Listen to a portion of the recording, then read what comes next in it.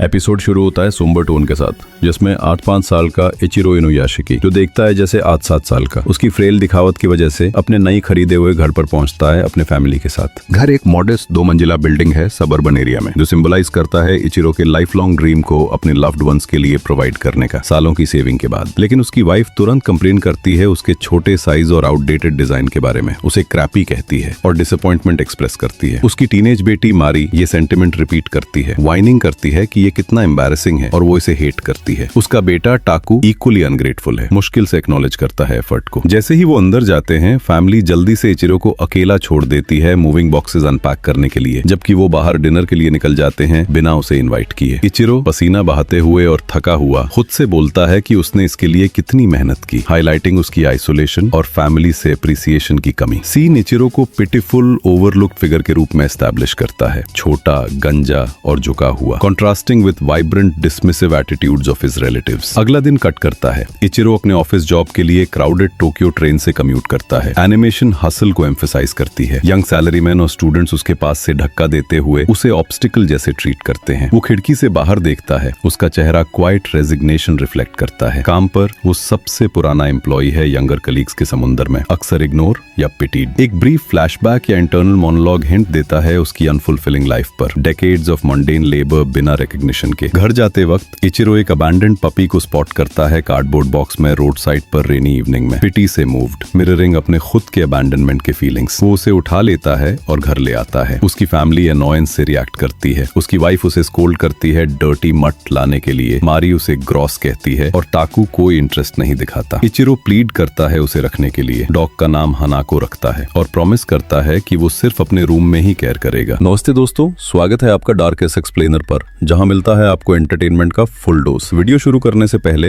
एक छोटा सा काम कर दो, सब्सक्राइब बटन दबाओ और बेल आइकन भी ऑन करो ताकि आप हमारा कोई भी मजेदार वीडियो मिस ना करें। चलो शुरू करते हैं। ये सीन लोनलीनेस के थीम को डीपन करता है, जैसे हनाको उसकी सिर्फ कंपेनियनशिप का सोर्स बन जाती है। अगला दिन इचिरो डॉक्टर के पास जाता है रूटीन चेकअप के लिए स्टमक पेन्स की वजह से। स्टेराइल हॉस्पिटल रूम में डॉक्टर डेवस्टेटिंग न्यूज देता है, इचिरो को टर्मिनल स्टमक कैंसर है, सिर्फ 3 महीने बचे हैं जीने के। स्क्रीन व्हाइट फेड होता है, जैसे इचिरो इससे प्रोसेस करता है उसकी दुनिया टूट जाती है। स्टन्ड वो क्लिनिक से निकालता है और एमलेसली घूमता है। वो ट्राई करता है फैमिली को कॉल करने, पहले वाइफ, फिर मारी, फिर ताकू, लेकिन कोई नहीं उठाता। वो सब अपनी लाइफ में बिजी हैं। वाइफ शॉपिंग कर रही है, बच्चे स्कूल में। ओवरवेल्म्ड इचिरो पार्क में ब्रेक डाउन करता है, हनाको को हक करके अनकंट्रोलेबली रोता है। डॉग की इनोसेंट अफेक्शन मोमेंट्री कंफर्ट देती है, लेकिन सीन उसकी इमोशनल आइसोलेशन को अंडरस्कोर करता है। बारिश शुरू हो जाती है, सिंबलाइजिंग उसकी डिस्पेयर, जैसे वो विस्पर करता है कि कोई केयर नहीं करता। उसी रात इचिरो हनाको को वॉक के लिए ले जाता है डिमली लिट पार्क में, माइंड क्लियर करने के लिए। एटमॉस्फेयर ईरी है, क्रिकेट्स चर्पिंग और फॉग रोलिंग इनके साथ। अचानक एक ब्राइट लाइट स्काई से उतरता है। एक एलियन स्पेसशिप क्रैश या मटेरियलाइज होता है एक्सप्लोसिवली। केओस में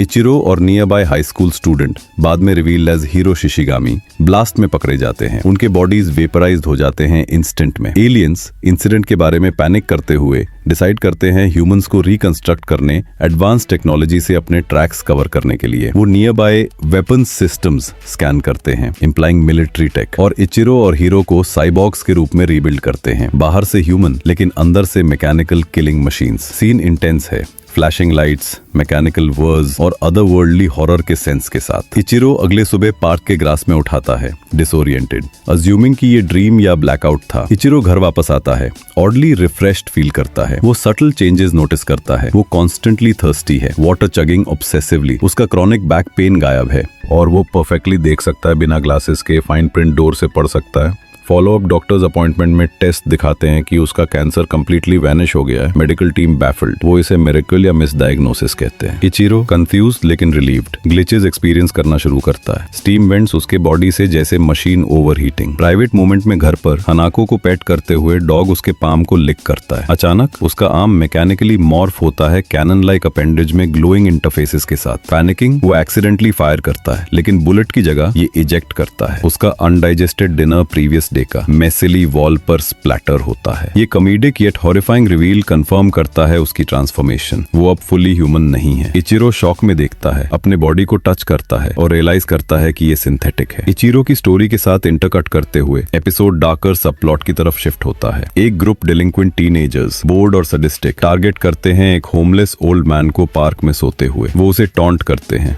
वर्थलेस कहते हैं और वायलेंस एस्केलेट करते हैं। फायर क्रैकर्स शूट करते हैं उसके फेस पर, हंसते हुए जैसे वो पेन में स्क्रीम करता है और मर्सी मांगता है। फिर वो लाइटर फ्लूइड डालते हैं और आग लगा देते हैं। उसे राइड करते हुए देखते हैं। सीन ग्राफिक और डिस्टर्बिंग है, सोसाइटल क्रूअल्टी को हाईलाइट करते हुए वल्नरेबल की तरफ। लीडर स्मर्क करता है, फोन पर रिकॉर्ड करते हुए थ्रिल्स के लिए। ये इचिरो के खुद के मिसट्रीटमेंट का पैरेलल एक्ट करता है, टेंशन बिल्ड करते हुए कॉन्फ्रंटेशन के लिए। स्क्रीम सुनते हुए नियर बाय वॉक करते वक्त इचिरो सीन की तरफ भागता है। वो टीन्स को कन्फ्रंट करता है, डिमांड करता है कि वो रुक जाएं, लेकिन वो उसकी ओल्ड मैन अपीयरेंस को मॉक करते हैं और उसे सराउंड करते हैं। वो सैवेजली बीट करते हैं उसे बेसबॉल बैट से, उसे ब्लडीड और अनकॉन्शियस छोड़ देते हैं ग्राउंड पर। जैसे टीन्स होमलेस मैन की तरफ टर्न करते हैं, इचिरो का बॉडी ऑटोनोमसली एक्टिवेट होता है। एक hidden camera back of his head से इमर्ज होता है, पार्क को स्कैन करते हुए रेड लेजर ग्रिड्स के साथ। उसके आईज ग्लो करते हैं और holographic interfaces targeting data display करते हैं। वो मैकेनिकली उठता है, उसकी आवाज डिस्टॉर्टेड और व्हाइट एनर्जी बीम्स फायर करता है अपने फिंगर से, प्रिसाइसली हर तीन को नॉकआउट करते हुए बिना मारते। ब्लास्ट्स नॉन लीथल लेकिन पावरफुल है, उन्हें फ्लाइंग बहते हुए। वो होमलेस मैन को बचाता है जो टेरर में भाग जाता है। इचिरो के सिस्टम्स फिर तीन्स के फोन्स में हैक करते हैं, उनके पर्सनल इन्फो, सोशल मीडिया और आइडेंटिटीज डाउनलोड करते हैं। वो ये ब्रॉडकास्ट करता है न्यूज चैनल्स और इंटरनेट पर, उनके क्राइम्स को पब्लिकली एक्सपोज करते हुए। सीन हैंड होता है टीन्स के फेसेस टीवी स्क्रीन पर प्लास्टर्ड हुए, reporters mysterious vigilante event discuss करते हुए। घर वापस इचिरो इवेंट्स पर रिफ्लेक्ट करता है, टीयर्स उसके चेहरे से बह रहे हैं। वो हनाको को फिर हक करता है, सॉबिंग करते हुए, जैसे वो रियलाइज करता है कि उसकी रोबोटिक नेचर ने उससे ह्यूमैनिटी नहीं चीनी। वो अब भी इमोशंस, पेन और गुड करने की डिजायर फील करता है। एपिसोड क्लोज होता है टीजर के साथ। अगर आपको ये वीडियो पसंद आई हो तो लाइक जरूर करें,